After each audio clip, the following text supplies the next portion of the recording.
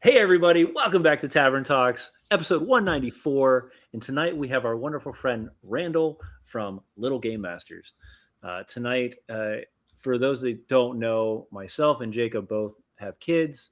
And when I saw this at, I believe, PAX U this year, it was absolutely incredible to see something that is being designed. Multiple things this year have been designed specifically for children. Um, and I'd even come up with a scenario at one point, but I just haven't acted on it yet. Maybe in the future. We'll see how that goes. But we have people here that understand this system a lot better than I do. And we're going to talk about how he's made an opportunity for children. How young can they be to play Little Game Masters? Oh, you're actually asking. I'm asking. Yeah. I want to know. So when we started doing play testing for the game, we had kids as young as 4 playing the game, rolling dice and playing the game with us. Yep. We had kids as young as 5 actually running games. Oh, wow. Wow. Running games. It was chaos, but they were running it. They were telling their own story, and it was an absolute blast. That's awesome. And such an incredible opportunity, like I said, to have somebody getting on the back end of the game table that early as a child is incredible. It has to be a specific person, though. Like my son, I love my son to death. I don't think he could jump to the other side of the table just yet. He is a chaos goblin to the max. But you say that, but you run a couple of games with them, you get them comfortable with the system and how you play and what the whole idea of tabletop is. Yeah. And again, I'm speaking from a general sense of, you're just getting them introduced to what it is. Yeah. You do that, and all of a sudden they start asking, oh, can I tell a story? I'm like, absolutely you can. Here's the monsters that we use. Here's the characters that we can play as. Where do you want it to go? What do you want to do? And they just start talking. And it's hilarious. It's so fun. Yeah, no, that sounds like so much fun. We're going to get into what that actually looks like, hopefully tonight as we talk. But yeah, real quick, for those that are coming in, we just wanted to kind of give you a quick chance to let some people come into the audience as into the tavern with us. I know Jacob's really interested in this probably as well, because like I said, he has children too.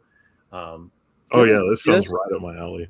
Yeah, just give me give me the elevator pitch on what Little Game Masters is for everybody. Yeah, sure. So for anyone in your audience that doesn't know who I am, I'm Randall Hampton. I am the creator of Little Game Masters. It is an Emmy-nominated product. We were nominated at the Emmys in 2024 for Best Family Game.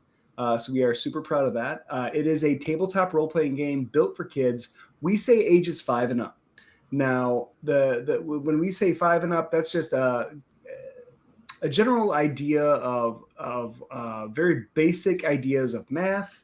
Being able to count, things like that. We know we can pretty much count on a lot of kids that at that age to be able to do some very general things. We like to get kids involved.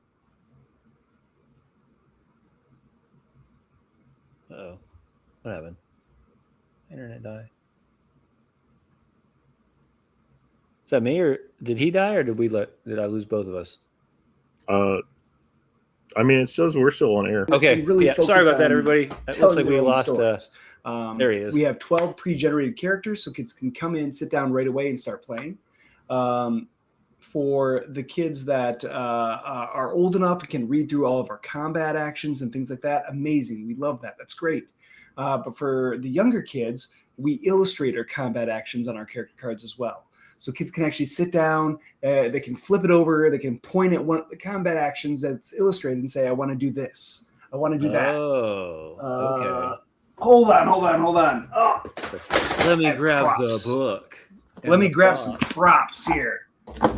So for those of you that don't know, so we ditched the character sheets. There's too much information, right? We have rules for making your own character. That's fine. But what we did is we did 12 pre-gens so the kids can just sit down and start playing right away. Let me find a real fun one. Where's our wizard at? You know what? Here. Our sorcerer will work too. Okay. So our sorcerer, right? These are character cards. We have 3 stats instead of 6: muscle, wits, and pizzazz. Pizzazz. His ass. I don't know if you can even see. I'm gonna have to. Yeah, like, no, we see. I Definitely see it. You can read through all of every character has 4 unique combat actions, right? Okay. So you get into combat. Those are the 4 things you can do. You don't need a big old list of things that could be bogged down. You don't know what's going on. So 4 things that you can do. For the kids, like I said, the kids that are old enough can read through everything. Awesome. We love that. For the younger kids, we illustrated the combat actions. Does this look cool? This is what I want to do. Yeah. Love it. Yeah. Exactly. Yeah, that's the whole point. We want to make it as easy as possible for kids to jump in, start playing early. What else? We try to make everything as available as we could when we did our first launch. So we have our rule book, has all the rules for playing the game. It has rules for making your own characters. It has lists, a short list of beasts and monsters. Some of our characters, like our druid, can beast shape, so they can turn into animals. So we wanted our kids to have a list of animals that they could turn into right off the get-go. We also have our first adventure module, a full 9-chapter adventure that you can play with your kids. Each chapter or each session is about an hour or less to play through. You know, that's our goal. We want them to be at the table. We want them to be engaged. We don't want them to be just completely wound up and clawing at the walls because they can't sit still that long. So we try our best to make it easy and fun. We level up by equipping items, so a little bit munchkin-y, right? Okay. Some items will give you more health. Some items will give you more combat actions or better stats. Some items really encourage the idea of role play, right? We have an item in our deck of items called the Sword of Whoa. 0 statistical benefit whatsoever, right? Doesn't give you any kind of benefits, but every time you use it, you're required to describe in epic detail how awesome your action is. So to have a kid say, I'm going to use the Sword of Whoa, and I'm like, okay, what does that look like? What are you going to do? And all of a sudden you get to these anime fighting scenes up in the air, bouncing off each other and like jumping off of walls, and heck yeah. It's hilarious and it's fun, and that's what it's supposed to be. Right. Yeah, no, especially for children. Like I said, I feel that at many times as we become adults, the game gets a lot more serious. It gets a lot more gritty. It gets a lot more off the wall, and then it's just, and it's still fun, but it's a different type of fun. But for children, you want to make that over the top, kind of bubbly feel to things that make them keep them being engaged. Yeah. And I love that. And I absolutely think that the point and play is the best idea I've ever seen. Just this is what I want to do, Dad. This is what I want to do. Like, perfect. Exactly. And when you get down to the actual rules of combat or the rules of investigation or skill checks and things like that, you get into combat. You break it down to the barest bones of what we're doing at the table. You're playing rollies against the GM. Yeah. You're sitting there, I'm gonna attack. Okay, I'm gonna roll my D20, I'm gonna add my muscle, and then the GM is gonna roll their D20 for the Gabi or the dragon or whatever monster or creature it is we're coming up against. And it's contested die roll. If you win, you take one of their hearts. If they win, nothing happens. If they attack you and they win, you lose a heart. That's another thing. Okay. we have limited life in our game too, right? We use hearts. Very Legend of Zelda. I love it. Legend of Zelda. As soon as I saw that was the first thing I had thought of was Legend of Zelda. I'm okay. So I'm an 80s, 90s kid. Yep. All right. So I grew up with the original Legend of Zelda. Yep. I grew up with the original Final Fantasy. I grew up with Advanced Dungeons and Dragons. Right. You know what I mean? Like this game is absolutely a love letter to all of those systems and those games that I played as a kid. And I wanted to find a way to bring that to my table so that my kids, when I was making this game, my youngest was, when we were doing playtesting, my youngest was 5. And so I wanted him to have those experiences, and to be able to kind of jump in and kind of get the same kind of joy that I had. Absolutely. Yeah. No, I love that. That's such a cool idea to see a child not just having to come up with the idea, but being able to very quickly engage and start to play. One of the things we learned in convention gaming is that new players need to be rolling a dice within the first 10 minutes. Otherwise, they lose interest immediately. And I think that comes even more agreed on when it becomes children and being involved. It's like, no, you have to make them being rolling and starting and continuing to roll. And the idea of you having contested rolls means everybody's rolling dice, which is, the point of the game. Yeah, especially with little kids. When I first started doing all these games and the children's books and things like that, my oldest found my dice bag, and he's just like, oh, this isn't just D6s, this isn't just Monopoly dice. What are these for? And stuff. Yeah, it's like like he sees all the different shapes and the different sides, and he's like, well, what is that used for, and what's the purpose of this one? Yeah. And at the beginning, I'm thinking like, how do I explain what the D4 purpose of a D4 is? Yeah, as compared to a D6 or a D8 or a 20. What do I do? But they just love rolling dice. Yeah, they love it. They don't care. Sound, they don't care what it's for. They're just like, I want to roll this. How do I roll? It's ASMR for kids. I mean, it's just you hear that click clack, and you see the, like, when you get to add up the numbers and you try and get as big a number as you can. Mm-hmm. Like, that's joyful to anybody. Absolutely, yeah, 100%. It makes me understand a lot more about how and why you created this type of a game. Hearing that you've been playing this for as long as you have, your children were playing it, you wanted them to have that very similar experience. Mm-hmm. Now it makes a lot more sense of why this became such an awesome and new development that pushed forward in a very interesting way. And we're going to dive into that because that's our first 3 questions we ask every guest. And it also gives us kind of an understanding of who our guests are and where they're coming from.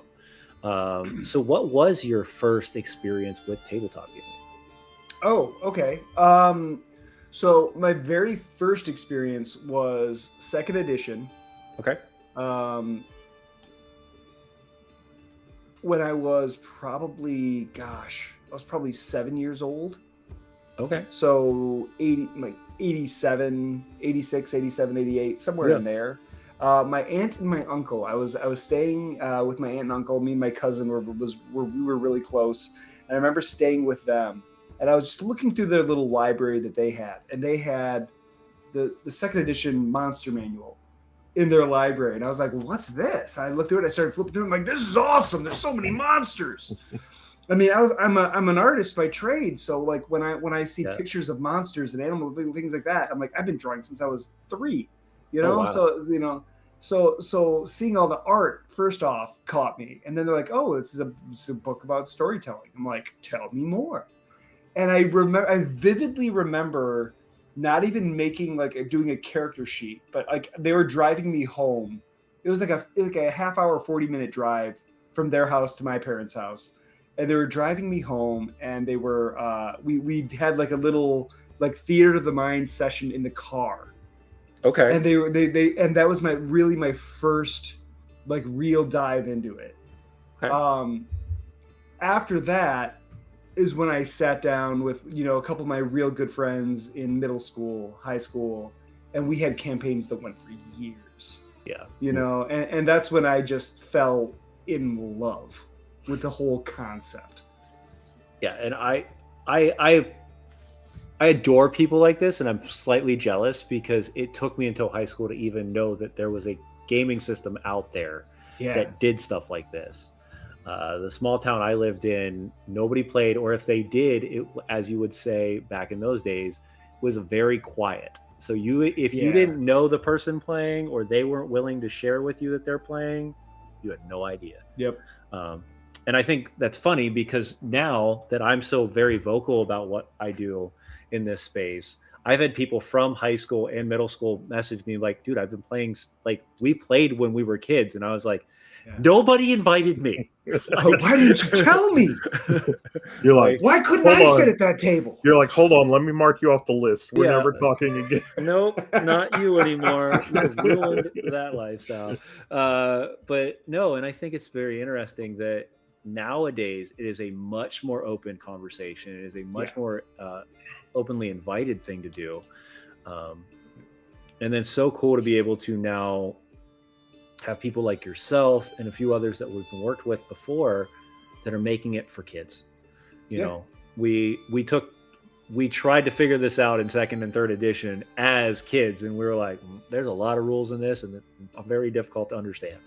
And then now we're moving back even farther, because as anybody within any sort of academics, when it comes to literature, will tell you, the first way that we produce stories was through word of mouth, and this is just a form of storytelling. So it sounds to me that you've answered questions 1 and 2 very quickly at the same time, because the first one is, what was your first experience, and the second one is, what really got you involved at a higher level than just, it's a game and I'm gonna move on. So it sounds to me it was the artwork. Well, a little bit, yeah. That definitely was a part of it for sure. Like the old school art in first and second edition. It's like, looking back, it's funky and it's really weird. When you look at all the digital art that we have now and the stuff that went into like 5.5, the book in the art in the new book is gorgeous. Yeah, it is. Yeah. It's absolutely beautiful. But the art back then is so weird. Yeah. And I loved it. It was so great. What really got me into it, one of my best friends in middle school and high school, we met when we were, I think, in 4th grade. And we met by being extras in our high school's play performance of The Wizard of Oz. They wanted little kids to come on and be Ozites and Munchkins and flying monkeys and stuff. And that's where we met. We were just like, our parents brought us in there and dumped us off for the afternoon to be in the play or whatever. Right. And we just became buddies. And as we got into middle school and stuff, we just got close. We got closer, and we realized we were both artists. Both loved drawing. We both loved comic books. We both loved all this stuff. And so we got into it. And then he's like, "Hey, have you ever played Dungeons and Dragons?" I'm like, "It's been a minute, but yeah." And we started playing, and and he and I just riffing off each other. And then a couple of our buddies came in, and just riffing off of each other and telling our stories at that age just hammered it home for me. Like that put the final nail in the coffin. I'm like, I'm doing this for my entire life. Yeah. I'm gonna play this game. No, that's awesome. The last question I have with all this is, how long did it take you? And it doesn't sound like it took you very long. How long did it take you to jump to the other side of the screen? Because there is a phase most people have, not everybody, because we literally had somebody last session who's like, I started as a game master. I was like, oh wow. Crap. Wow. Yeah. So that poor person. and that's bad, because being a game master is an amazing opportunity, and it's a lot of fun, but it's a lot of work.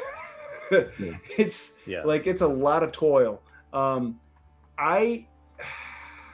So all through middle school, high school, and partway through college, I was always a player. That one buddy was our forever DM. And I'm appreciative of that, because he laid down a lot of the groundwork for me of like what's a good way to tell a story. And like before, like I said, like we riffed off each other a lot, and we could always, like we would go to because we were theater kids, we would go to improv sessions and stuff like that, and he and I would get up there and we'd have the place rolling, because we would just be like just back and forth off each other, and it didn't make any sense. But he's the one that really he really set that groundwork for me, and really helped me to see what's a good way to tell a story. in college is probably when I first jumped over, and then it was a while later. We were playing in a game, and he was still our forever DM, and I love him for it. And then it was after I started watching Critical Role. And I was watching Matt Mercer, and a lot of his flavor when he's telling stories was very similar to how me and my friends played. Mm-hmm. And I was like, oh, this is bringing something back up. Something's bubbling up again. I kind of want, you know what? I got a story I want to tell. And so I got that old group from high school back together again. This is 10, 15 years later.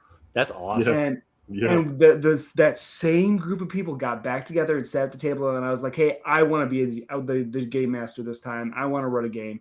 And I literally created a system from scratch. I stole from a bunch of stuff. Oh, yeah. I stole from Pathfinder. I stole from D&D. I stole from video games. I stole from video. I mean, nothing got published. It's just something I made at home. It's fine. Don't come at me, anybody. But I steal the stuff that I loved, you know. And I created a system that I wanted to play, and I was like, this sounds like fun. Let's see if it works. And we played for a couple of years with me as GM, and it was fun, and it was weird, and it was complicated, and probably harder than it needed to be. But they were all like joyously just there for it.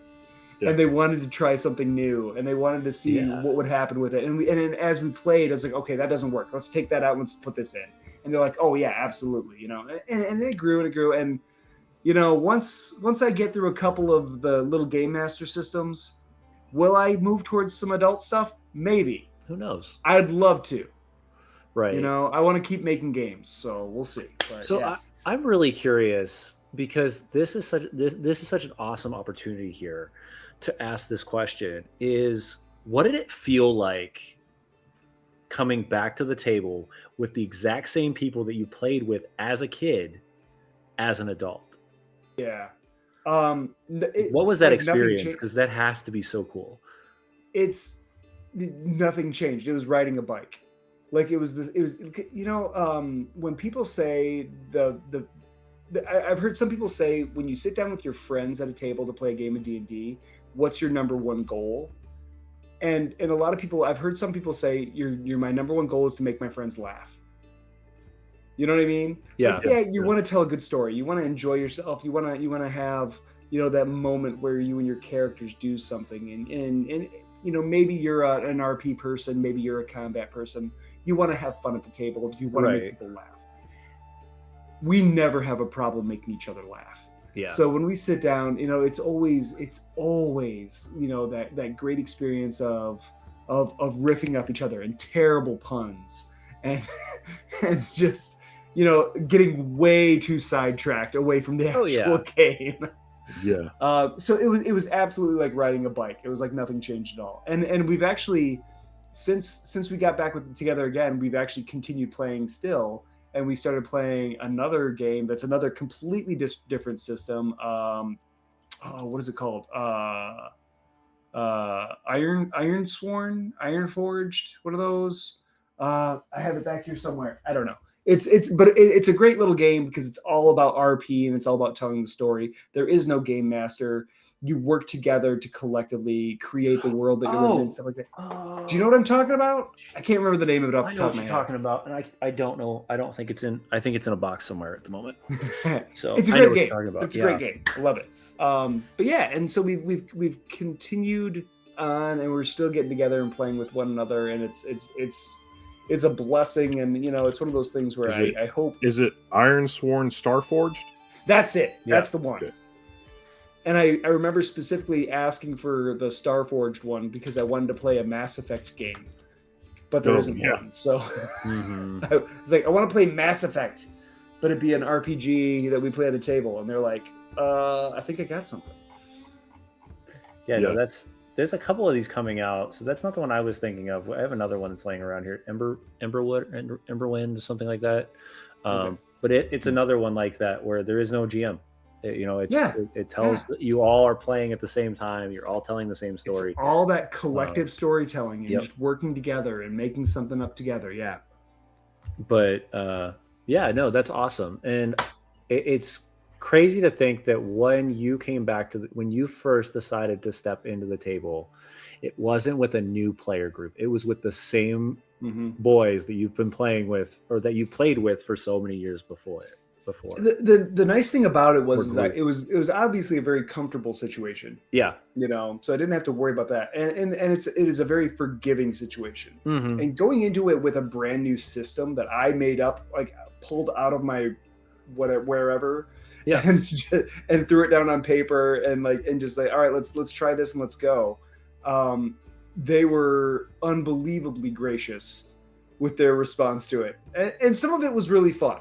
Yeah. Some of it needed a lot of tweaking and still does. But like it's one of those ideas that's still just kind of like gnawing at the back of my skull. Like I want to do something with that. It was a fun idea. That's awesome. So we'll see. Yeah. Well, and I love that idea. Like I have a world that I made, and every time I run a game in it, I run 50 years ahead, unless it's one of my other parties that's coming back and they're playing their stuff. Yeah. So the world never actually breaks up. But like you said, where you make your friends laugh and stuff, I had a circus going through like a land of vampires, and they left, and they were all like werebeasts and stuff. And the main guy was a were-rat that was over the circus, but like in his free time, he was Ratman, and he put on a superhero costume and would try and go help the rest of the circus people.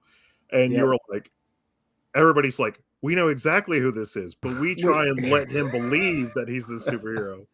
So, making characters like that and having with your friends, or I'd say even like help kind of sort of like with trauma, because I kind of have done that with some of my characters too. They've been able to work through stuff because of the game we played. I mean, that's one of the best gifts I feel like you can ever have as a DM. So yeah, absolutely. I completely agree. So coming back to Little Game Masters, as a player, we've seen the character sheets. Are the monsters very similar in that mentality, so that GMs can run it? Yeah. So basically, as the GM, you have a million characters that you get to play with. Right. Right. You gotta have a bunch. So in the initial offering that we had, there was a small section of monsters and beasts. I think there's something like 24 monsters and beasts together that you could, throw out and use. And that's fine for the beginning of the game. We started doing a Patreon last year, and we kept adding new stuff. Like the first drop was like, I think a dozen new undead monsters. Awesome. New things that you could add. And then, so the monsters each have 3 stats, just like a character does. They have a muscle, a wits, and a pizzazz stat. Very cool. They have 3 combat actions that they can use. Some of them have more, depending on the character, on the monster. The player characters have 3 normal abilities and then 1 special ability that they can only do once per session or once per adventure. Mm-hmm. And those are the actions that are so over the top, crazy, like does way more damage or heals way more people or whatever it is. Right. It's just that over the top moment where you can really feel like a hero, which is great to have. But if you have it all the time, it kind of loses its flair a little bit. So most monsters don't have that special ability. We do have a few that do. We have a few monsters that have 4 abilities, and those are the ones that end up being in the campaigns that you may come up with, or in the adventure modules that we've written. Could be considered, the big bads at the end that have the extra sauce mods. Yeah, the boss models. Yeah. So what we want to do is with the monsters is we're gonna have kind of the same thing. We want to give you a little bit of a blurb, some information about the monsters. We want to give you the stats. We want to give you, like how big is this monster? Because we use a 1x1 grid, for if you do a battle map. That's how we recommend playing. We do offer little minifigs, little 2D standees for our characters, and they fit perfectly right on the 1x1s. So with our monsters, you can, small, medium, large, and gargantuan. Okay. I think is what we call it. Gargantuan or massive, I don't remember. But they take up more squares, that kind of thing. So we put that information in there for you too. They have combat actions, and then of course, because first and foremost, I'm an artist. I gotta have some fun art of these monsters for you to look at and to play with, and so the kids can see it and visualize, what does this look like that I'm coming up against, that kind of thing. So we try to give that as much of that as we can to you for all of the play sessions that we have.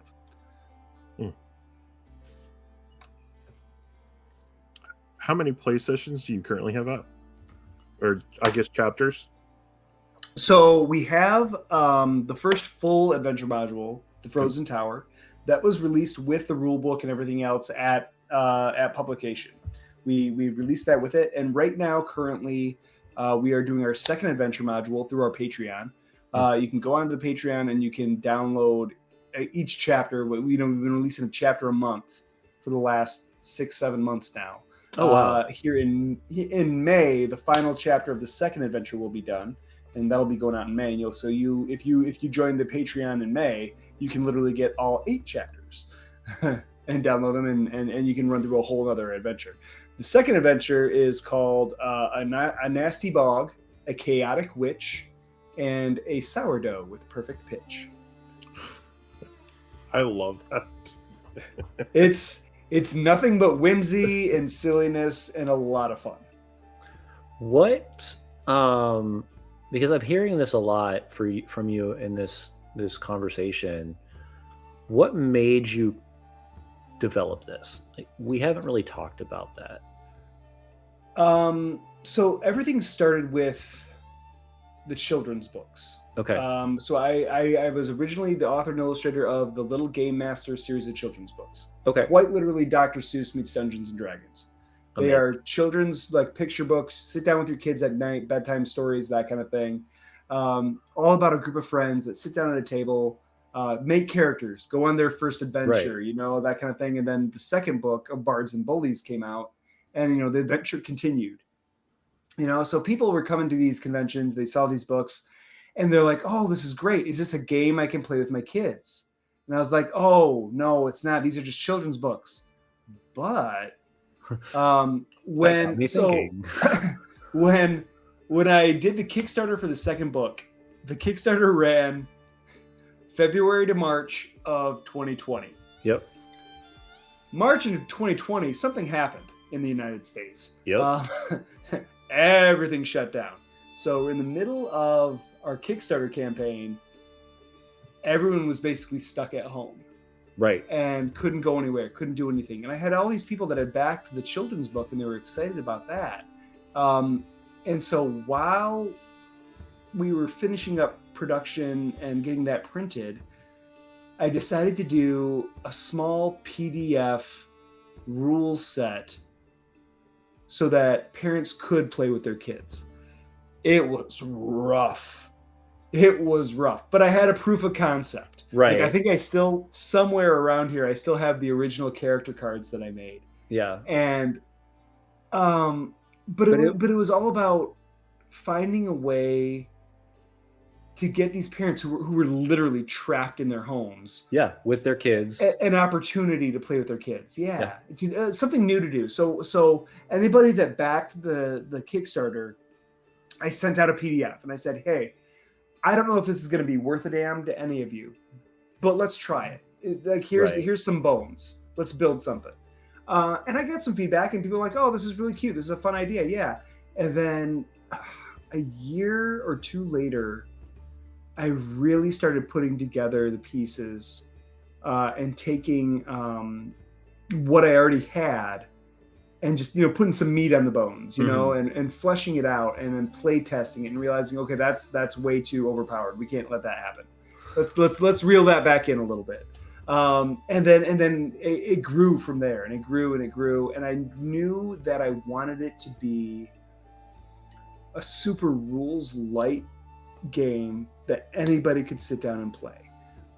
One thing that I've been told at conventions since we've released the game and since it's been out there since 2024 now. Right. People are continuously coming up to me at conventions and saying, hey, I took this game and I use it in my after school clubs with kids, to get them to do it. I'm like, oh, that's great. Yeah. I've had people come and say, we use it at our library for programs. I'm like, oh, that's so cool. I love that. But then I have a few friends in the tabletop space that are also clinical psychologists. And they like, hey, I use this in a session with some patients. I use this in my ASD group. I use this with these kids that, they have a little harder time communicating, and it worked wonders. And that floored me because when I started designing it, I didn't even consider that being that it could be option. used in so many ways and it could be helpful to people. Like that floored me. And it made me like, I'm so humbled by that. Like that it's become something that people have kind of come to and said, hey, we can use this to make life a little better or a little easier. We can help them with communication. We can help them, with cooperation and understanding by playing a game. Yeah, that's awesome. So that's, and that, like, being able to play with my kids really drove it at the beginning.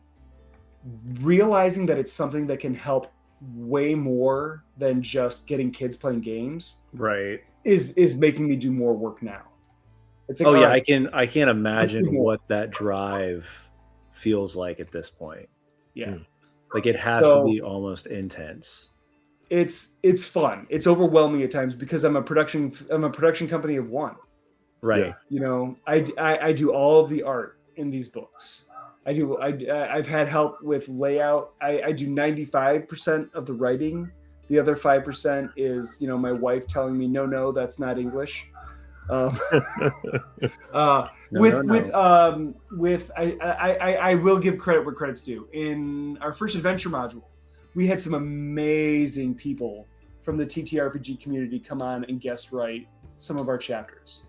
Connor Napier from Gemhammer and Sons, Lauren Urban from came on and wrote one. Mm-hmm. Dr. Megan Connell from Geeks Like Us. B. Dave Walters wrote one of the chapters. Hunter Fell and Devin Schulich from Let's Play. Okay. I've had some I've been fortunate enough to make some really great friends in this community. And to be able to ask them, like, hey, I'm making a game for kids. Would you want to help? And they're like, absolutely. And 100%. It made the first adventure a ton of fun. It's all over the place because we have, I think, 7 different people writing. Right. But it gave it a lot of character, and it gave it like a quite a bit of charm that I can't get away from. So I love it. It's fun. The passion that comes from this community is above and beyond anything I've ever seen in another community, because it's all driven by that. There is no extra purpose to it. Like, people will be like, oh, do you want to write? Absolutely. Like, I want to write. Like, I want to do this to help another person get involved with the community. Sure. And it's getting more developed, not less. So, which is, I think, an amazing opportunity for anybody who's in this space. Yeah. Because we're getting kids books now. We're getting tabletop games that are being used in clinical trials and in for psychology and therapy reasons. We did a roundtable on this 2 years ago with Games to Grow and with a clinical psychologist who was actually utilizing tabletop gaming in his day-to-day life when he's working with patients. Yeah.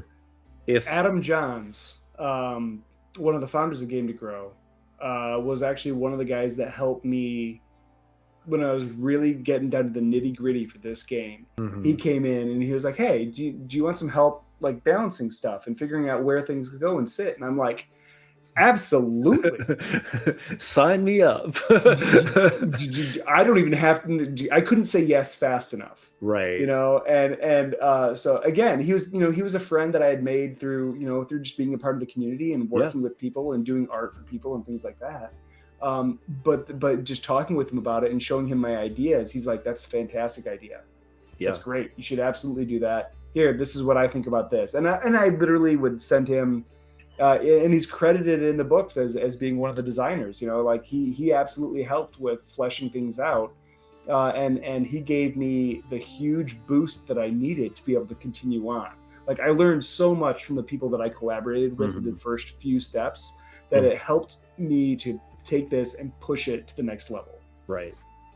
Yeah, that's awesome. And we're sure that the next level is still not there yet. Like, there's still so much more that can be developed, I'm sure. And we're looking forward to what that is. But there's more coming. Right now, since more is coming, something needs to arrive because it hasn't arrived yet. For those in the audience, you'll be able to hear it. The dragon arrived. Can we talk monsters?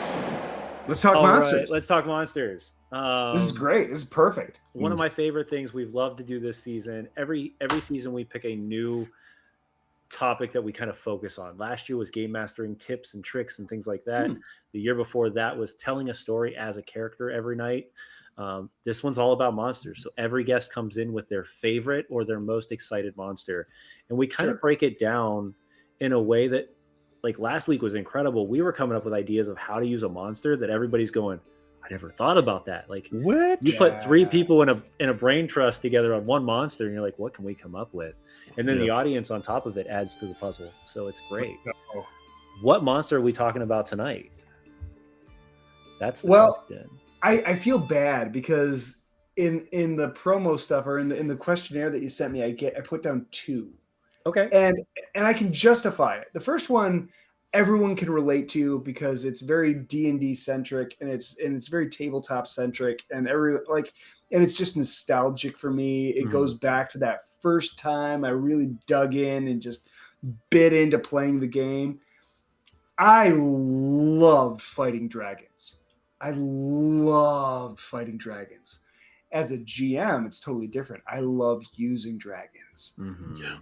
So, and this, I'll tell you why. As a player, there's nothing more heroic than going into a dragon's lair and slaying it, and then finding that horde, and going through the horde and finding all the random trinkets and the gold and the gems and all that, whatever, blah blah blah. As a player, I am a loot whore, and I love looting the dead bodies. I will loot everything.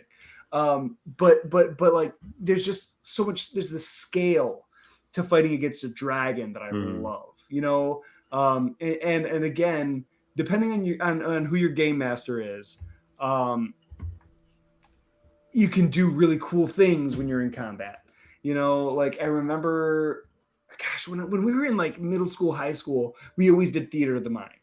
Right. We never had maps. Like, we couldn't afford minis, and we didn't bother doing maps or anything. We did everything theater of the mind. And so I remember talking, and I couldn't remember my character was. I think he was a straight fighter, but he used a two-handed sword, and I just remember jumping up and cleaving down a dragon in one fight, when I was 12, 13 years old, and just thinking I was the coolest thing on the planet. Absolutely. Because I killed a dragon. So as a player, there's this grandiose fantasy of slaying the dragon and saving the countryside, saving the kingdom, whatever. Right. As a game master, as a dungeon master, actually reading the monster manual and realizing the abilities that dragons have, realizing that they can shapeshift, they can polymorph themselves into human, elves or humanoid creatures. They have just true polymorph, which means you can't even prove that they're not. So and yeah, but then they can go in and just the manipulation and just depending on the dragon, like chaotic evil, lawful good, whatever. Right, But right. like either way, both sides of that coin, they have their own agenda, Mm-hmm. and they can twist things in a way to get what they need to have done. You know what I mean? So that's what's really fun about dragons with me. Mm-hmm. It's like they have and I'm talking probably more like to old to legendary to ancient, dragons. The Mm-hmm. older kinds that have way more power levels. The ones that have seen a thing or two. They've been around, like these little like dragonlings, the young drake, whatever. Get out of here. You're not fighting off a You're group of, still a kid. Go away. You're still Go a do kid. Go learn a thing. Go read a book. You haven't even made your hoard yet. What are you? You haven't even gotten a hoard yet. Get out of here. What is that? 6 coins. What is that? What is this? What is that? +1 longsword? Yeah. Wait, where are your minions? Where are the people that worship you? What is happening here? You don't even have your own clutch of kobolds? What? What are we doing? Right. Go try. So the idea that they can like literally manipulate and control an entire region, like they could sneak in and take over a kingdom and rule it and run it, and you have no clue. And then all of a sudden, they as the king of some northern frost, frost-wheeled kingdom, this white dragon decides they want to take on the visage of that king and just rule there. And then all of a sudden, hey, this party comes in, and they're poking around a little bit. You know what? I could use a good group of people to do some tasks for me. Sends them out, collect a few things. Oh, this is great. We're doing research on this. We're not doing research on that. That's going to my freaking hoard. They let them do the work. It's great. So things like that, I just love it. It's fun. No, absolutely. And I've used that. My first homebrew campaign was designed all around dragons. It's one of my favorite monsters. Yeah. It has always been my favorite monster. If you can't see the giant mechanical one that I got custom made for myself because it's beautiful. And one of the cool things we did is we took the 2 major dragons in this homebrew, and we made them larger than life. Yeah. So Tiamat and Bahamut were the 2 elder dragons of the world. They were the ones that created the world. And when they decided that they were going to fight, it was Bahamut literally ripping the heads off of Tiamat, which is what created the dragons in the first place.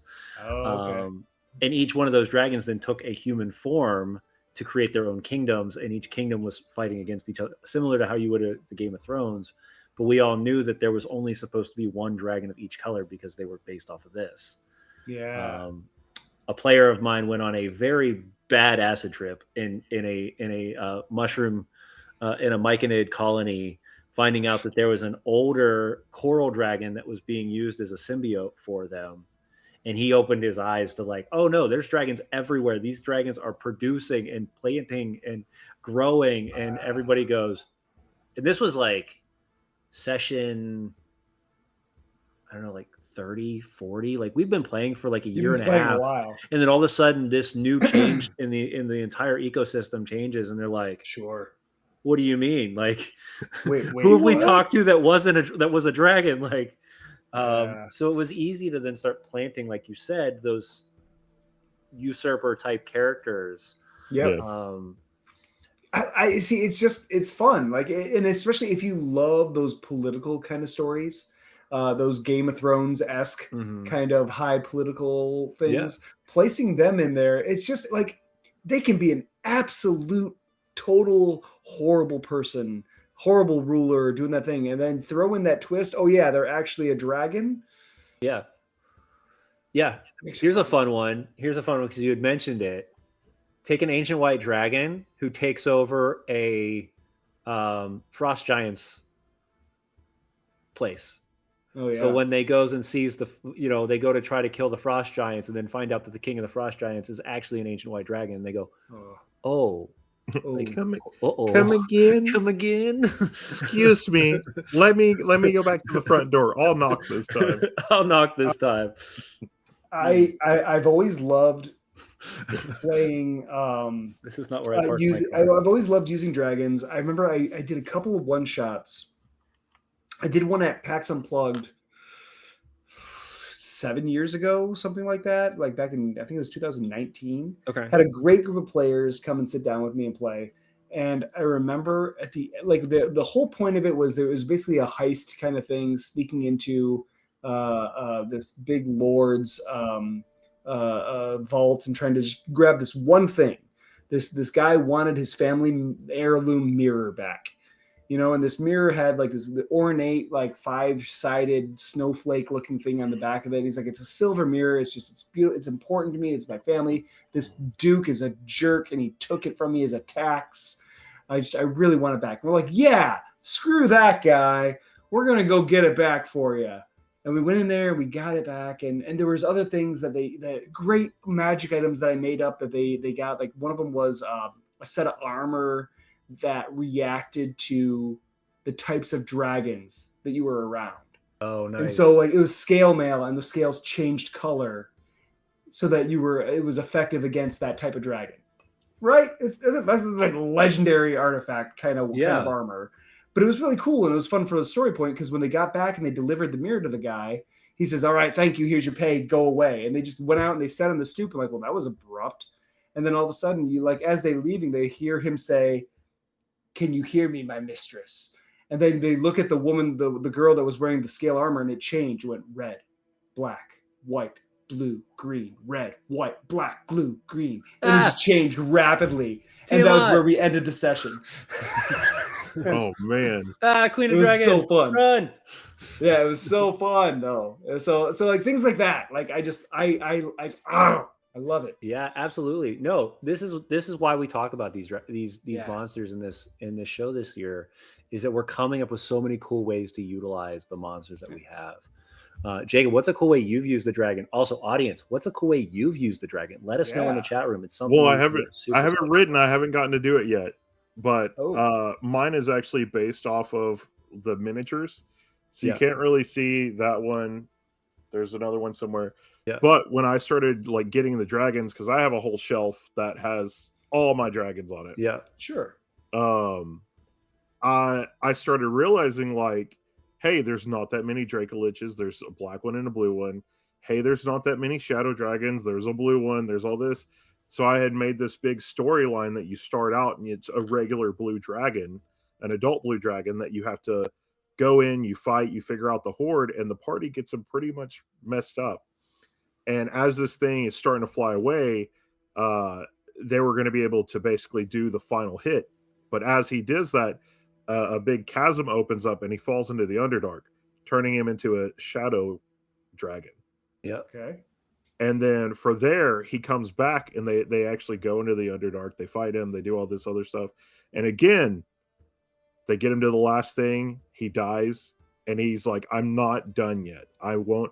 He comes back as a blue Dracolich to have his final fight with the party. Yeah. And go through those phases as all this other stuff is going on in the world. So I haven't gotten to run it yet, but it's written and I'm ready to run it, but yeah, take a dragon to take a similar a page out of like an elephant graveyard and take them to the worm's graveyard, and then let one of those be still stirring. Like wait until you start seeing a claw do this thing, you're gonna start freaking out a little bit, as they start to combine the pieces back together and they come into that skeletal dragon form. There's a bunch of stuff. When I picked up Fizz Bands, like I had to pick up Fizz Bands. Absolutely. Like as a dragon person, I had to. Like I picked up the anthology too because I was like, I have to. I need this. Yeah, there wasn't a choice. I had to, but I was flipping through it and stuff, and then there was what was it? I can't remember exactly what it is. It's I don't know if it's a statue or if it's an automaton or some kind of thing, but it's of a dragon, and the pieces. If they come within a certain range of each other, they start They to combine. automatically come back. Yeah, you know what I'm talking about? Yeah. I know what you're talking. I can't think of what it's called, but yeah, I can't think of what it's called either. About. But like, I just remember reading that, and I was like, "Oh, that'd be so fun!" Like, they just find these random like metallic dragon skeletal pieces in like loot all over the world, and they don't even realize that like by like picking them up and carrying them around in their bag of holding or whatever, they're literally putting this thing back together, and it's gonna attack you as soon as it's ready. Right. Hack Recklessly from the chat room has given us some interesting thing, though. So this is something that we don't talk a ton about, but it's definitely still an opportunity to do so. Like we were talking about with the fact that dragons can take form in any way, shape, or form. Yeah. What type of dragon would you invite to a fancy event? Any. They all have a motive. And anything that has other than a white is kind of the unaggressive or the aggressive one. Did he only say that I could invite one? I mean, he doesn't say you can only invite one. No, he doesn't limit you there. No. We're just going to invite all of them and have them all come to the tea party and then figure out what's going on from there. Absolutely. You know what I would do? Sure. I would go, like, I'm assuming you only get one. Oh, only get one.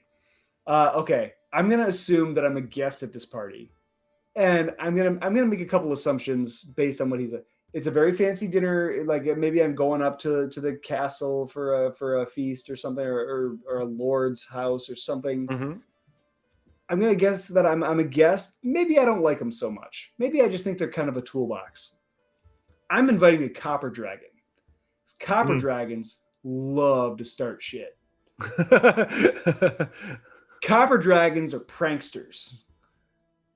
That's who I would invite. Okay. And we would have a blast. Take have them change into some sort of jester or something act, and then let that just play out that way. Like I said, fancy events, there's a lot of different ones. Any of your metallic dragons are technically considered good. So if you're playing in that level, you know, kings and queens, things like that, you never know which one of those are actually a dragon sitting in a humanoid form. But like we said before, this could really be anybody. You could have a green dragon in there that is the seductress, that is just going around and spilling all of the tea everywhere, and making the trouble, so that she has the limelight. Or let's go very traditional. A red dragon would love that praise. You know, put them in the middle of a fancy event, and they are the eyes of the party. Eat that alive. Yeah, I mean, maybe. And we could even extend out to the Germanic dragons.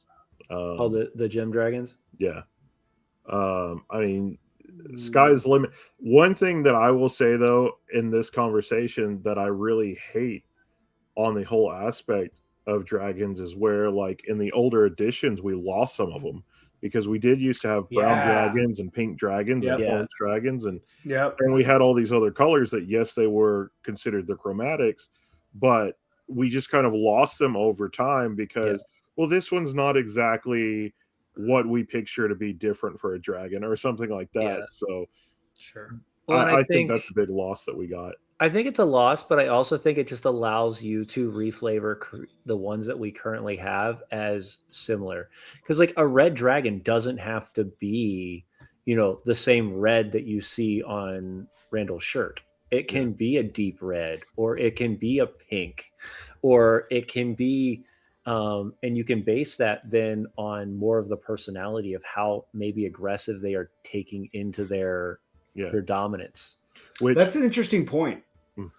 I was gonna say that's an interesting point, because what if it's, you know, it's a red dragon that does have more of a pastel hue? Yeah. You know, first and foremost, automatically ostracized by any other red dragon. Right. Automatically. I don't like that. Red dragon might have a nature to it that may be a little chaotic, maybe not necessarily evil. Right. You might be pushing closer to a neutral, or maybe. And I love that you said that specifically for red dragons, because earlier you mentioned anime. Yeah. And there's a manga that I've read that I really enjoy called Dragon Goes House Hunting. And it is a tinier red dragon that goes around trying to find the perfect home for itself. And it has this problem because the house is too small. Yeah, I have this cool gang of bandits, but like they're scarier than I am. What do I do now? What do I do now? You know, like they're trying to find all this different That's funny. stuff. So I love that aspect of, yeah, well, there could be a pink dragon that's also like smaller than every other dragon. It's like, no, I'm vegetarian. I don't eat meat. You know, like Yeah. I mean, and I think that then becomes a question or a discussion that needs to be done at the beginning of a game, because dragons have such a presence to them. If you take a group of people that you are expecting to have this very Game of Thrones, Lord of the Rings, heavy good versus evil, maybe that's not the time you place the pink dragon that wants to go look for a house. For sure. But if you're playing a lot more of a whimsy game and you're playing something that is a lot more just upbeat and kind of happier tones, you know, let's base it then off of the dragon that you see on the front of the new the special edition of the Game Master's Guide, where the gold dragon is sitting there sipping tea. Like, at one point I was very against the idea, but now that I think about it, it just depends on the tone that you're wanting to play in that story, because you can take both opportunities and make them great stories, but you're just going to have to spin that in a way that makes sense to the story you want to tell, I think is the main focus.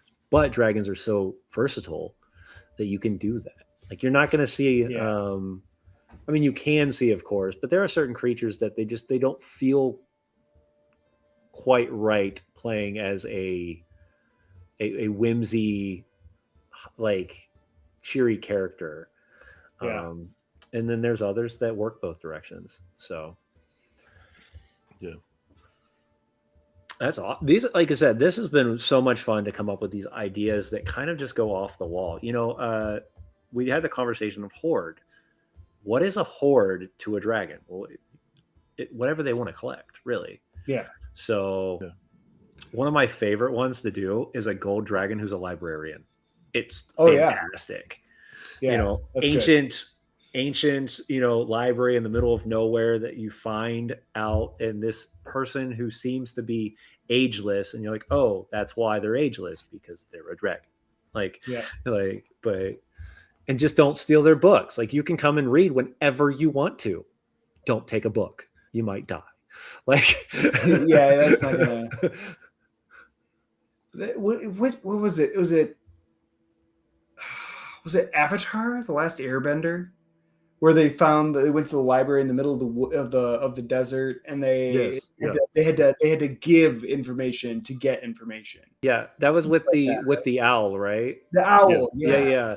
So I mean, just let's flip it around. Let's make it a dragon. Like, it's very easy. I love that idea, though, of like you're coming to this ancient library and you're looking for something very specific, but there's a cost. Like, I have that information, but do you have a book that I don't have? This also makes me think of the story of Tavern Talks. That would be really cool, because if the Blue Wizard was actually a dragon, and he's collecting the stories to increase the bricks of his tavern.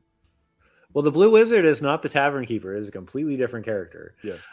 But you could be right. The Tavern Keeper has no name. So he is the Tavern Keeper. So who knows what he actually is. That story is an old story. You need to go back into episodes like, I don't know, 150, 140, maybe even back to the hundreds, beginning of the 100 level, to find out that story, because there is a reason why he has a tavern, and there's a reason why why his stories are written to the walls. Just kind of a little bit of a background on this, because you looked a little puzzled, Randall, on this. I've not heard these stories. Yeah, this is great. So when we did the story where we would have a guest actually create a character, and then we would have pretty much a therapy session for an hour where you walk in, you would have to accomplish or need something accomplished in your life. So you show up at this tavern that is literally the next time you walk through the throughway, you open a door and now you're in this random tavern that is set up exactly the same way every single time. The bartender is sitting behind the bar. And you tell a story, and if he likes the story or if it's a story of meaning, he will grant you a opportunity to either forget or remember or something of that perspective before you walk back through the throughway. And the last thing he does is he says you need to look at the bricks on the wall, and then I describe an area within the wall that story was written. So it's literally written into the walls themselves. That's so great, because if there are stories of absolute joy that you never want to lose. Mm-hmm. You know, like my wedding day, the day my children were born, right? Things like that. Like I never want to forget those days. Absolutely. There are days of absolute trauma that I'm like, take that from me. I don't want that anymore. Yeah. So that's. And we've had people leave. Like at first it was kind of funny because the first couple we did, they were just doing a story. And then some of the characters be like, oh, I want to leave this in your like, I want to leave this on your table, or I want to leave this with you. And then other people are like, well, how do I come back? And it's like, well, the only way you can come back is if there's a story that needs to be told. Yeah. And we just did that over and over again. That's a nice little shtick. It was really cool. That's great. We are it has been in the works. I haven't done yet the fullness of it. I might do it at the end of the year because I don't have a lot of projects going on towards the end of the year. Maybe we'll do it as a Christmas or a holiday charity event. It's Adventures in the Tavern, which pretty much it's going to be, and this is a crazy thing to think about, but it will be a new game master and a new table every 4 hours. So pretty much what you do is the game master would walk through the tavern and say, hey, I need the adventurers now. He would grab them, pull them through the doorway, and then do their adventure. And then at the end of their solved mission, they would then come back through the doorway and the tavern would start to rebuild itself because the tavern is falling apart, which you found out towards the end of the last couple episodes of that show before we moved to this season. But yeah, the tavern was falling apart and they need to find out why. So... but yeah, these were just like I said, these are just the ideas we come up with. Stories in the walls. Yeah, I'm sure this year we'll continue the monsters attack this year, and then we might return back to the tavern next year. It's one that I definitely enjoy. Literally, I always like to, because I've started doing a lot of the interview portions like Tavern Talks. Yeah. And I always like to think that everybody we have on, that their name is actually on one of those bricks. Yeah. So sure. You just slowly add to the tavern as it's somebody new. That now we have a brick that now you see that brick if you wanted to ever go in the tavern, and now you have kind of this person's life story of whatever was there, because now you know what the story is about them. So yeah, I just see the tavern keeper like ravenously bringing people in. I need new bricks. Help me. Yeah. And it's not even the bricks are the exact same amount of bricks. It's just the writing just appears and the interesting thing is the story is written not just in, whatever language that character would speak. Sure. So it would be written in whatever language they were speaking. Yeah. But it was really cool. That's a fantastic idea, that like with the whole idea of the storytelling and coming in and being a part of it, something's missing, and that's what's causing the tavern to fall apart. Like I love that little twist or quirk to it. And that character that story actually came from that story actually came from a 6-month deployed game that we played while we were in the desert with 11 people. So yeah, we were in the desert, we were getting shot at. It was a great time. It wasn't. And the only thing we looked forward to is every Friday night we would play, and it was like clockwork. Everybody scheduled it off. We made sure that everybody's work schedule was like, hey, no, Friday nights we'll switch shifts, we'll do something. And the tavern keeper, which was originally my dwarven character, we called him Grumpy Dwarf because every time they woke me up to play, I was on night shift. So I would literally get woken up and then crawl out of bed to go play games for 6 hours while we were playing Dungeons and Dragons. So for the first like 3 hours, I had this very like low, groggy voice, didn't want to talk to anybody. And then I was one of the only few players at first that had ever played. And I didn't want to take the limelight. So I was like, nope, this character's only goal is to have a tavern and to make the best brew he can. That's it. And then it became a big story. We came up with other ideas. And then our wizard blessed him with the tavern. And there's a story behind that as well. So, but yeah, that was his gift, his going away gift. And he said he could never leave he said his option was he could either stay in the tavern and keep it running for those that will need it until he returns. Or he doesn't, he is not the owner of the tavern. And he chose to be the owner of the tavern, which is why he forgot his name. And he will not get his name back until the wizard returns. So how many games do you think there are out there where people have either purchased or run a tavern in game? So many, right? You know, and it's funny you say that because it is such a common thing to hear. And I know a lot of people are very against it nowadays. They're like, oh, we just started the tavern. It is such, yes, you're right. But at the same time, if you just allow that story, to develop, that is just the intro. Like your story doesn't stop in the tavern. Your story begins in a tavern. Your story begins at a location. It can even be, and this is something I've loved to do with it when I'm like, oh, hey, we're all starting in the tavern, but the game is actually going to start 2 months before this. This is what happens. You all were you all were caught and you were all sitting in a prison cell. This is where you all are chained up. This is what's happening, but you're telling this as if you're sitting in the tavern. So now you got to play your preamble.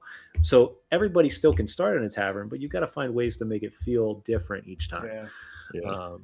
Well, and I have a setup that I do that's session 00, and it's one-on-one games with everybody that's going to play in it. And we get to have that one-on-one, which kind of sounds like something you said earlier. Yeah. We get to have the one-on-one of like, hey, you sure you want your character done this way? I put them through like a little scenario. Mm-hmm. Then I get that person up to the tavern and they get to pick a spot. They sit down and everything else. Run it through the next person. They find a spot at the tavern. And until I get every character, we don't actually start session 0.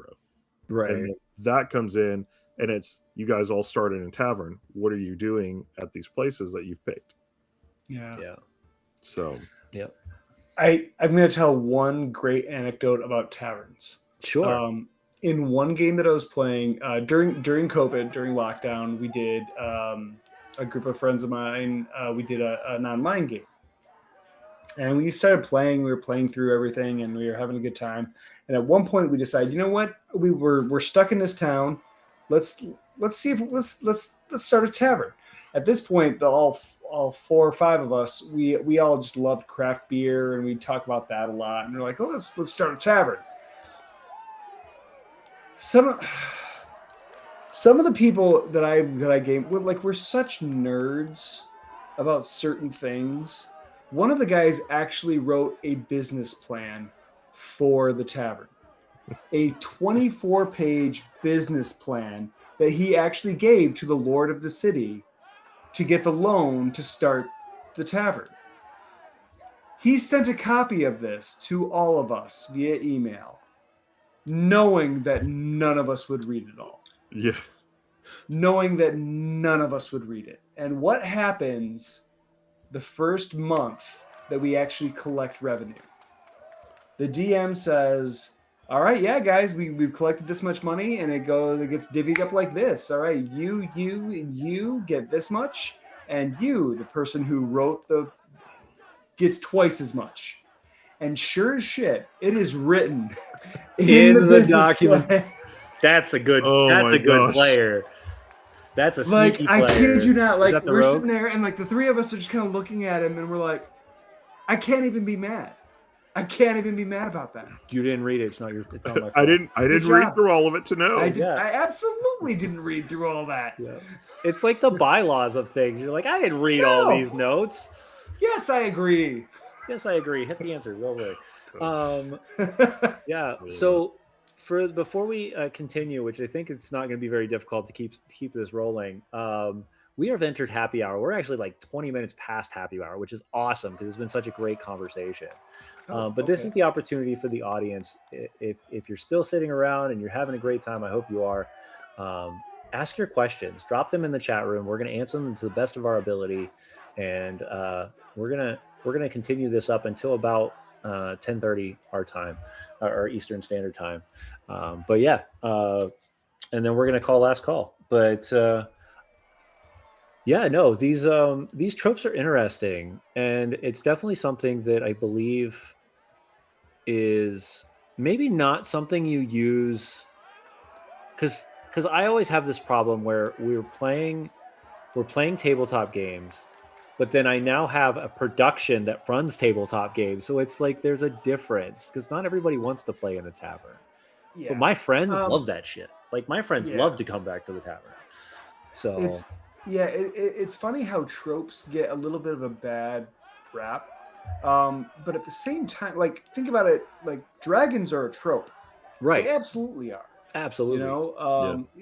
Starting in a tavern, that's absolutely a trope. The first children's book I had, the characters start in a tavern. Heck And yeah. I did that on purpose. I did that because it's like there's something so foundational about it. There's something like absolutely every person that has played a game of Dungeons and Dragons, the DM has said, you find yourselves in a tavern. Right. You know what I mean? Like everyone has felt that. Everyone has heard that. So when I wrote the children's book, I was like, this is absolutely where we're going to start. I have Absolutely. I think the cool thing about that conversation, though, is that the story doesn't start until after that comment is made. Yes. And that's the point I was going to make. It's like, yes, this is a great jumping off point, but it can go in so many different directions. I've had some people say, there's a person, there's, you're sitting at the bar in a tavern, and to your right you see a dark, shadowy figure holding a bag of what looks like mysterious items. To your left, you see Boblin the Goblin. I want to talk to Boblin the Goblin. Like, son of All right, we're talking to Boblin tonight. Okay, we'll talk to Boblin the Goblin. But I've also had games where you're sitting at a tavern, and the floor falls out. You drop 20 feet into the Underdark. Whatever it is. One of my favorite dragon adventures, even if you've never played, one of my favorite campaigns that Wizards has ever written too, which is crazy because I don't do a lot of Wizard stuff unless I'm asked to. Is Horde of the Dragon Queen. Yeah. You're all sitting in a tavern, and then a wing from a adult blue dragon rips through the tavern. What do you do? Like, huh? Yeah. Like, Excuse me. excuse me. Huh? Level 1, the dragon rips through the tavern. The beams are falling to the ground. It's on fire. You can hear the yelling from things outside because you're realizing now that the town is being ransacked by kobolds and bandits and fanatics. And you're like, oh, what just happened? Like, we were just sitting here having a drink. Like, what just happened? And one of the things that I really love, if you've ever seen it for Steamforged Games, they have one that actually came out called Local Legends, and those are all branched out of each tavern has its own kind of story behind it, everything. If you want to go into it, they all have specific games that you can play with that. And then they all kind of have their own tale about like a local legend monster that's kind of in town. And I love the way that that's all set up because most of us think, oh, it's a tavern, it's going to be a little wooden joint that all this other stuff is. That's how everyone is kind of set up. And then you look at the lore and stuff behind like all that stuff, and you're like, some of these look way too swanky to be what all of us imagine starting out. So, Dude, If I'm going to start in a tavern, it's going to be in the halls of some dwarven kingdom in this stone-forged dwarven brewery, and it's going to be amazing. So before the Tavern Keeper was created, we were playing. So we did this, myself and a friend Arturius, who's our gnome artificer. We created the Tinderbox, which was a flying tavern, where we mounted the dead red dragon's head inside the tavern, and then he used artificer ability to animate it so it would talk. So that's why we called it the Tinderbox. So it would have the dragon's head in the center of it, and it would talk to you as you walk in the door. It's like Chad the Bird. It was great. And we loved it because it was just so unique. It wasn't your average tavern, and you could take this anywhere, which was even better. You're like, oh, look, we're going to go get and we would use that as a way to tell a story, even because it's like, oh, we're going to this adventure. Okay, cool. I need to go to the local library or the local farmer and find out what kind of wheat or what kind of grain they're using in this location, because I want to see if I can make something new at the Tinderbox. So it was like a side quest for my character, because I never wanted to be the main brew. I never wanted to be the main character. And then we started doing the business plan idea. So it's like, oh, hey, we're now building kegs of stuff, so we're going to start selling it outright so we can start making money so we can keep this thing going. I remember the game where we created the tavern. The tavern was called Prickly Pete's. There you go. With a horse that we used at the very beginning of the adventure. But we used like a random name generator online to create the different types of the names. Sometimes those are the best. Oh, it was hilarious. I think my favorite one was It's Not Imperial, but it's Stout. I like that one. I love that. That was fun. Not Imperial, but it's Stout.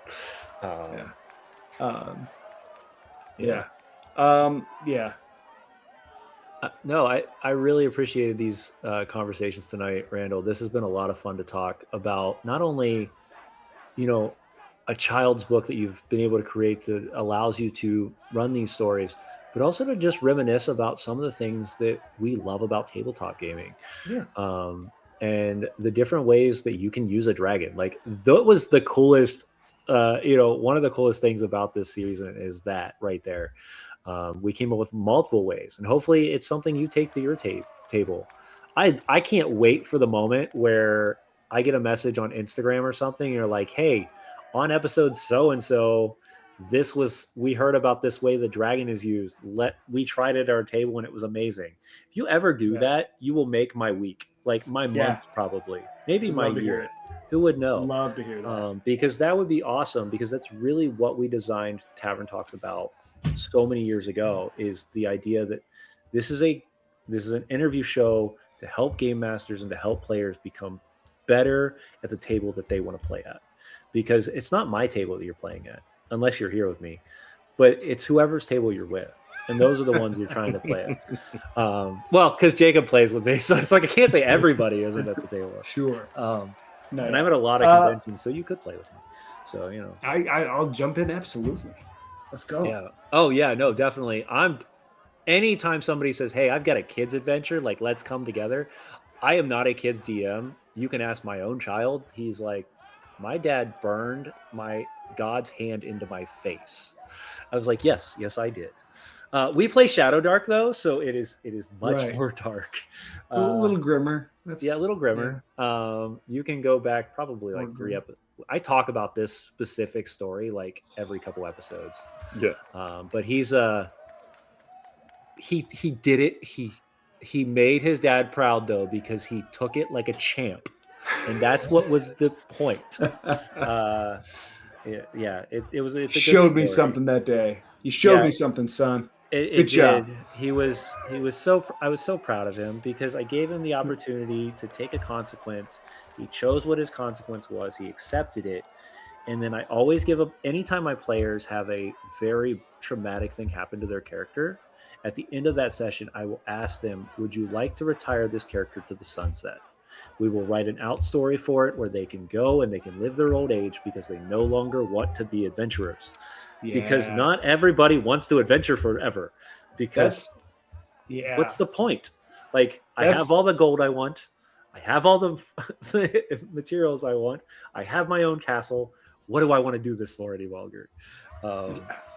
It's the person pulling the strings that wants you to do that forever. But Absolutely. And I give, like I said, I usually give my players every 5 levels, I will give them that out. And then if something traumatic happens, they lose a limb, or they've died almost fully died, and their character is really kind of in this thought process of, uh-oh, my character could die. And I gave him that, and he goes, "Nope, I want to redeem myself, Dad." And I went, "Oh, that's my boy." And that's where we said. That's where he ended that story. this actually is a good question for you. Like, do you give opportunities?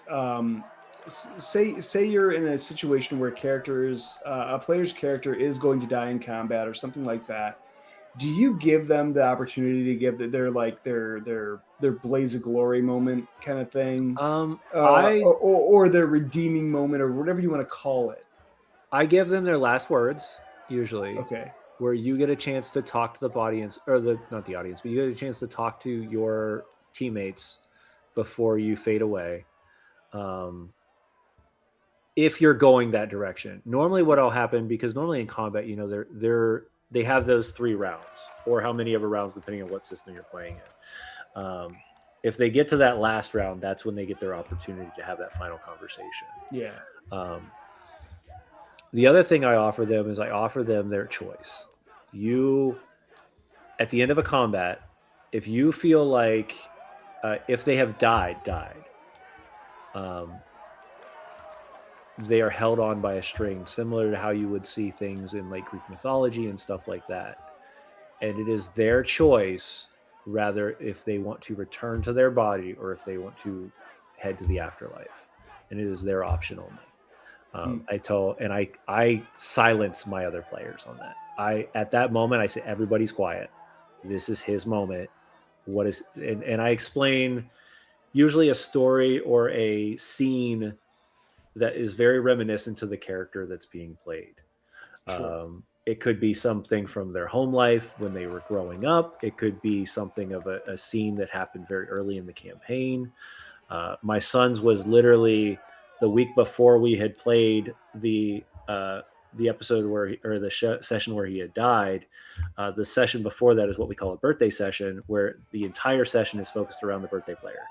And my son got this massive like blood axe, and he was fighting in this arena with he's a half orc, and when he died, he returned to that arena. So it was something that was very nostalgic to him. He understood what it was. And then I always give them, at least for children, some of my adult players I will give them as well, because they don't take death as well. They take it personally, or they take it very aggressively. I will give them consequence options out. So it's like, hey, my players, I want to let this player, I don't want to lose this character. Cool. Here's your consequence. For Shadow Dark, it's a -2 to a stat, which means you're going to reduce a stat by -2, so that you drop, a skill set also. Sure. Now they all know the rules, though, is one, you're either going to diminish your character until they have no stats left, or if any stat gets to 0, and this could be during anything in the game, because if you have things like wraiths in 2nd edition who take, or in 3rd edition who take strength, if they have low strength and they start pulling strength from you, now they have potential of dying. Those are the only moments I have told my players, and my players know that from the beginning, is if a stat gets to 0, there is no coming back. You're done. Yeah, you're done. But yeah, those are the ways I will play with that. But I don't do a Blaze of Glory unless they are really going to accept that fate of that character dying.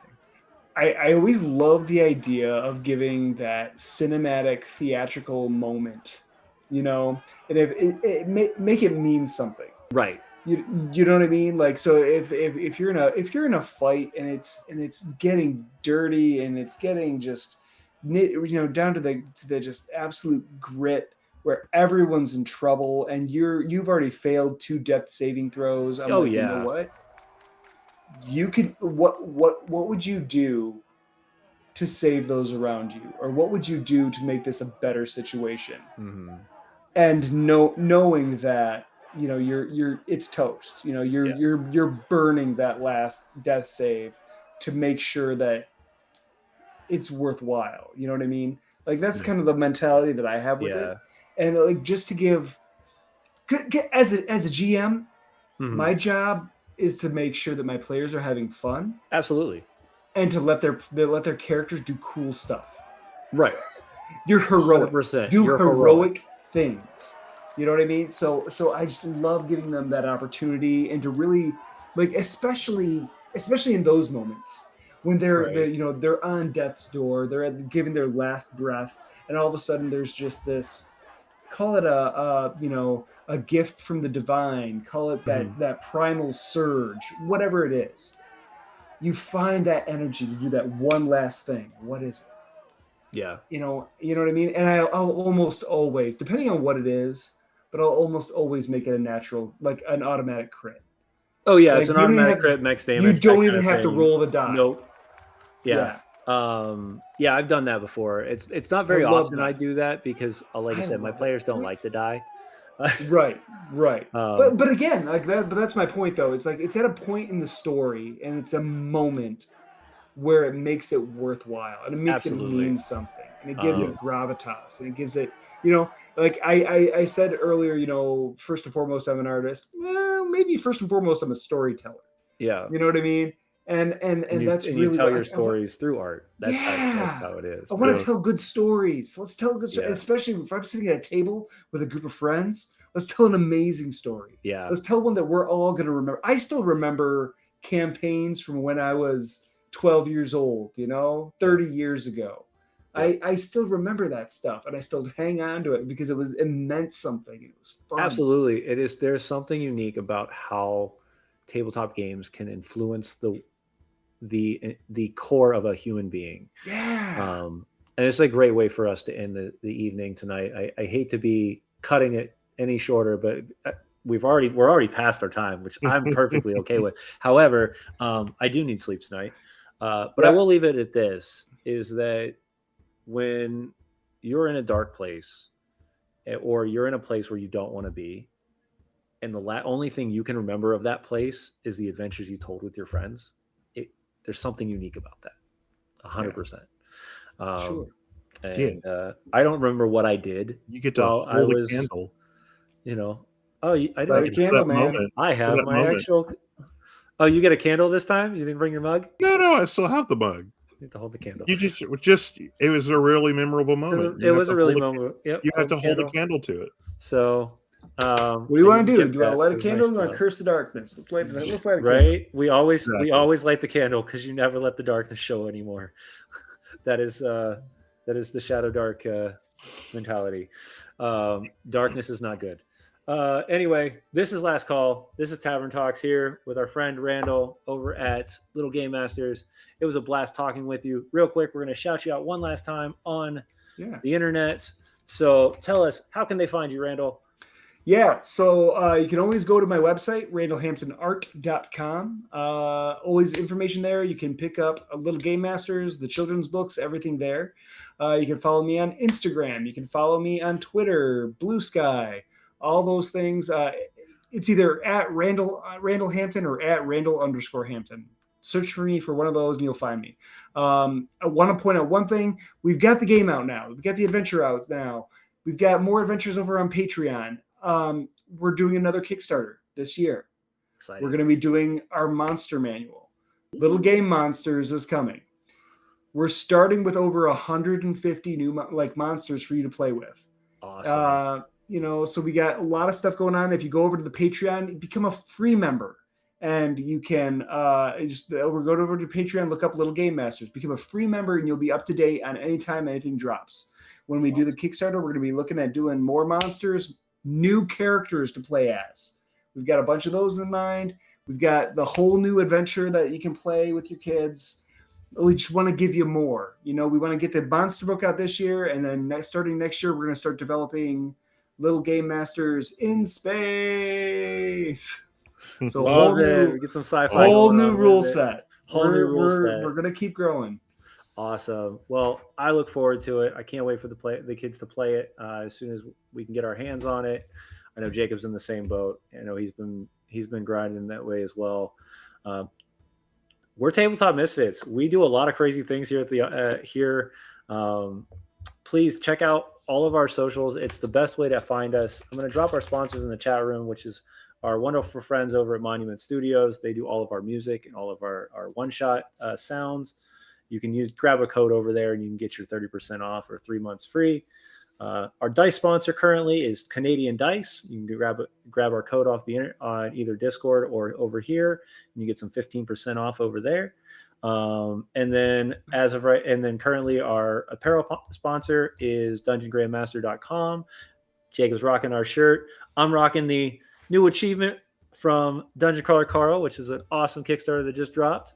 They are doing incredibly good right now. I think they're over $4 million already, which is crazy in less than 48 hours.